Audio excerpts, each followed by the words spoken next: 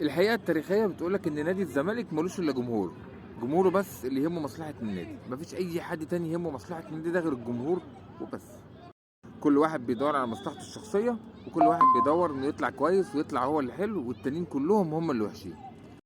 سمسار يدور، مدرب يمشي، مدرب يقعد، ده راح ده جه، مجلس إدارة راح مجلس إدارة جه. الحقيقة الثابتة والواضحة والأكيدة هو جمهور الزمالك. مطلوب مننا كجمهور إيه في ظل العك والقرف اللي بيحصل في نادي الزمالك ده؟ مطلوب منك حاجة واحدة بس، انك تدعم الفريق لحد يوم السبت اللي جاي. عندنا ماتش فاصل في الموسم، يا تكمل في المنافسة يا تركن على جنب. ماتش بثلاث نقط صحيح، لكن ماتش هيفرق معاك كتير جدا. اهم ماتش في الموسم حرفيا. الراجل المدير الفني الجديد هيعمل حاجة حلوة، هياخد الفريق بكرة ويطلع بيهم على فين؟ هيطلع بيهم على معسكر في الاسماعيلية، وهيجي على الماتش على طول. هيقفل على الفرقة ويرجع بيهم يلعب ماتش القمة. ماتش مهم زي ما قلت، مفيش أي حاجة تاني مهمة غير الماتش ده. لا تصريحات فلان ولا علان هتصلح حاجة ولا هتعدل حاجة، هي كده كده كلها خربانة.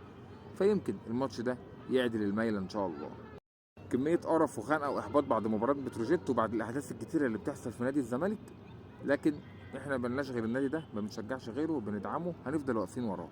فما قدامناش غير حاجة واحدة بس، دعم الفريق ودعم المدرب ودعم النادي ككل لحد يوم السبت، وبعد يوم السبت يبقى لنا كلام تاني بإذن الله. شكرا.